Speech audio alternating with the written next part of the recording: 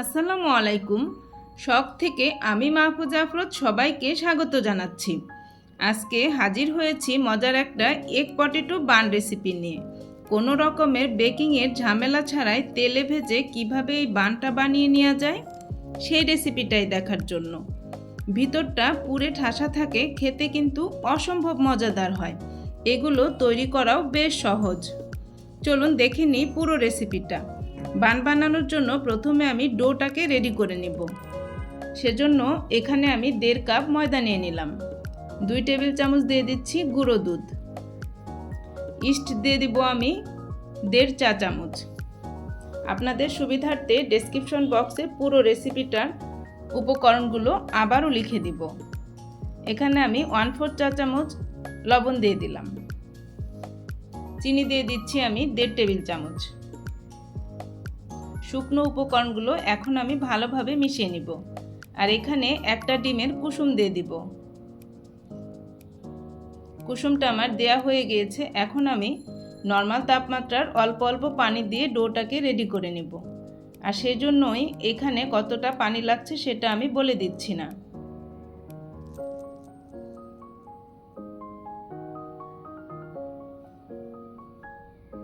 ডোটাকে 5 মিনিটের মতো মথে নিতে হবে, তাহলে ডোটা খুব ভালো হবে।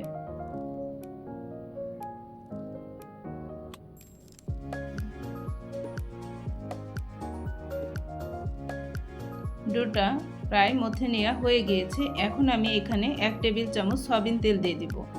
ডোয়ের মধ্যে এখনও যে স্টিকি ভাবটা আছে সেটা চলে যাবে কিছুটা।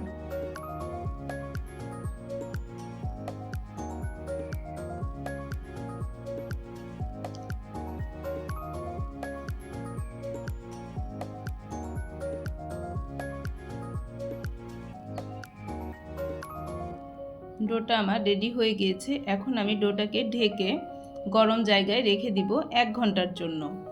1 ঘন্টায় ডোটা ফুলে ডাবল হয়ে যাবে। এখন আমি বানের ভিতরে যে পুরটা সেটা রেডি করে নেব। আর সেজন্য একটা ডিম নিয়ে নিয়েছি আর স্বাদ মতো লবণ দিয়ে দিলাম। কালো গোলমরিচের গুঁড়ো দিয়ে দিলাম আমি 1/4 চা চামচ। ডিমটাকে ভালোভাবে ফেটিয়ে নিচ্ছি। আর এখানে 3টা আলু সেদ্ধ করে নিয়েছি। চুলায় একটা প্যান বসিয়ে দিয়েছি। খুবই অল্প সয়াবিন তেল দিয়ে দিয়েছি। ডিমটাকে আমি স্ক্র্যাম্বল করে নেব।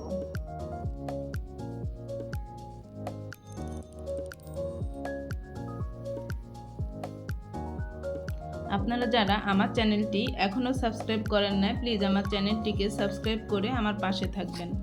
আমার রেসিপিগুলো ভালো লেগে থাকলে প্লিজ একটা লাইক দিবেন।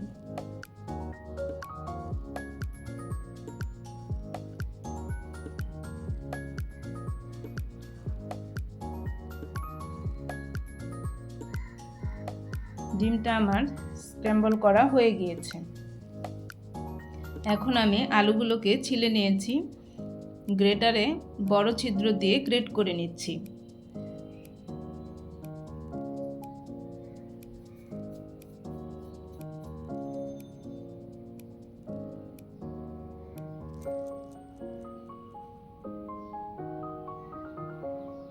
সবগুলো আলুই আমার গ্রেট করা হয়ে গিয়েছে। এখন আমি এখানে 2টা কাঁচামরিচ কুচি দিয়ে দিলাম। আর দিয়ে দিচ্ছি 1 টেবিল চামচ ধনিয়া পাতা কুচি। স্বাদ মতো লবণ দিয়ে দিচ্ছি। পেঁয়াজ কুচি দিয়ে দিচ্ছি 2 টেবিল চামচ। 1/4 চা চামচ দিয়ে দিলাম কালো গোলমরিচের গুঁড়ো। ভাজা জিরার গুঁড়ো দিয়ে দিচ্ছি আমি 1 চা চামচ। আর দিয়ে দিচ্ছি স্ক্র্যাম্বল করা সেই ডিমটা।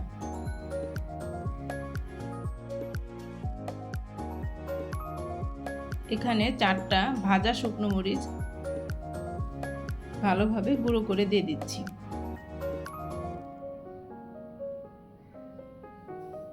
গুঁড়ো করা হয়ে গিয়েছে। এখন আমি সব উপকরণগুলো ভালোভাবে মিশিয়ে নেব। ঝালটা আপনারা আপনাদের পছন্দ মতো ব্যবহার করবেন। ভিতরের পুরটা রেডি হয়ে গিয়েছে।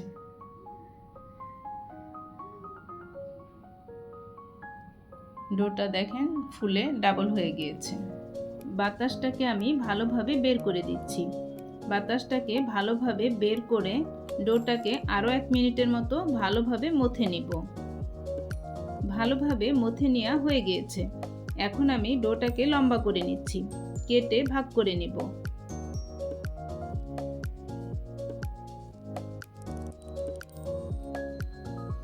ভাগ করা হয়ে গিয়েছে। 1.5 কাপ ময়দা থেকে আমি 6টা ভাগ করে নিয়েছি। হাতে শুকনো ময়দা নিয়ে কাজটা করলে কাজটা সহজ হবে। ময়দাটা স্টিকি, হাতে লেগে আসে। শুকনো ময়দা হাতে লাগিয়ে নিলে হাতে আর লেগে আসবে না। আর সেজন্যই বোর্ডে আমি শুকনো ময়দা ছড়িয়ে রেখেছি। অল্প অল্প নিয়ে লেচিগুলোকে রেডি করে নিব।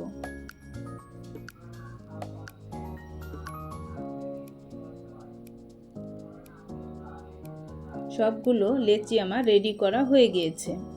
এখন আমি ঢেকে এক সাইডে রেখে একটা একটা করে নিয়ে পুর ভরে নিব।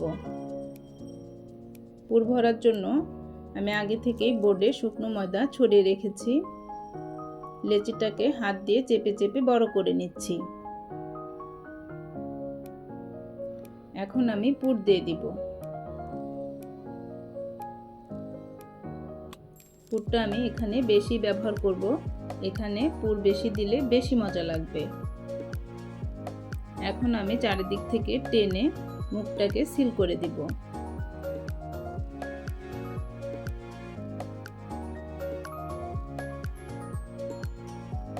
আবারও হাতে আমি একটু শুকনো ময়দা লাগিয়ে মুখটাকে ভালোভাবে সিল করে নিব।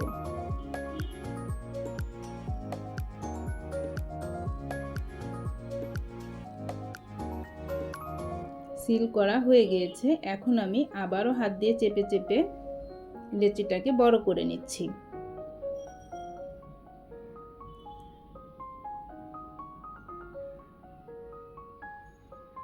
লেচিটা বড় হয়ে গেছে, বানটা আমার রেডি হয়ে গিয়েছে। আরও একটা লেচির ভিতরে আমি পুর ভরে দেখাচ্ছি।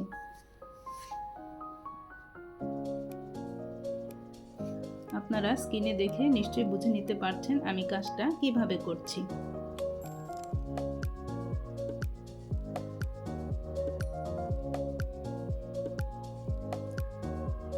সবগুলো বান আমার রেডি করা হয়ে গিয়েছে। এখন আমি চুলায় একটা প্যান বসিয়ে দিয়েছি। তেলটা গরম হয়ে গিয়েছে। একটা একটা করে বান দিয়ে এখন আমি ভেজে নিব।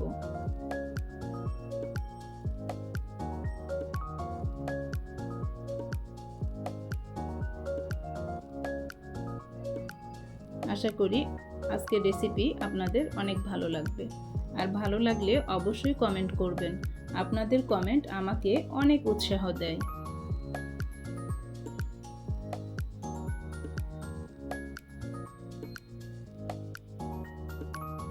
এই বানগুলো ভাজতেও সময় লাগে না। একটা বান ভাজতে আমার 2 মিনিটের মতো সময় লেগেছে। দেখেন কত সুন্দর ফুলে উঠেছে আর সুন্দর একটা কালার চলে এসেছে। এখন আমি উঠিয়ে নিব। এই বানগুলো আপনারা রেডি করে বাচ্চাদের টিফিনেও ভেজে দিতে পারবেন।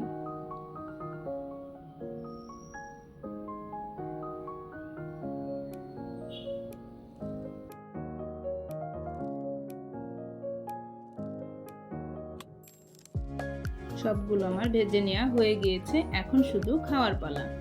আপনারা সবাই ভালো থাকবেন, নিরাপদে থাকবেন। আমি এবং আমার পরিবারের জন্য দোয়া করবেন। দেখেন ভিতরটা কতটা সফট হয়েছে।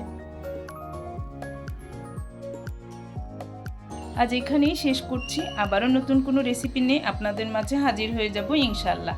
আপনারা সবাই অনেক অনেক ভালো থাকবেন। আল্লাহ হাফেজ।